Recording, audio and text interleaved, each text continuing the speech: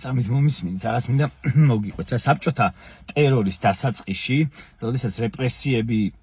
რეპრესიებმა ისეთი მასშტაბები მიიღო, რომ ადამიანებს კონვეიერით ხოცავდნენ, უკვე იყო ესეთი მიდგომა ხალხში რა, რომ დღეს შენ მოკვდი და მე ხვალე მოვკვდებიო რა, ანუ სხვისი ჭირი ღობეს ჩხირი რო ვიცით ხოლმე რა ქართველებმა ნათქვამი რა და ისაც ახლა ამ ქვეყანაში ხდება, ან ჩვენ გაგვაერთიანებს და მივხვდებით, რომ ნებისმიერი უდანაშაულო ადამიანის მოტაცება ქუჩიდან არის თითოეული ჩვენთაგანის ღირსების შელახვა და გვაგდებენ იმ მდგომარეობაში, როცა ჩვენ თავში იხარშება აზრი, რომ დღეს შენ მოკვდი და მე ხვალე მოვკვდები და გვაქცევენ რაღაცა მონურ მდგომარეობაში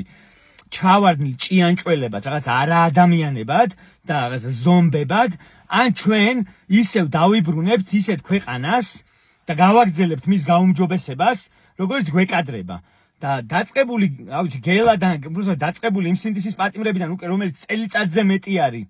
სიხეში სხედან. გაგრძელებული ის რაც ვერ ქნეს ბოლომდე ლევან ჯობავას შემთხვევაში, ის რასაც ახლა ცდილობენ გელა ხასაიას შემთხვევაში და ასე შემდეგ. ან ამაზე გვექნება ტოტალური რეაქცია, ნეგატიური და ამას არ გავაკეთებინებთ, ან სათითაოდ მოგდგებიან ესე და გამოკვეტავენ ციხეებში.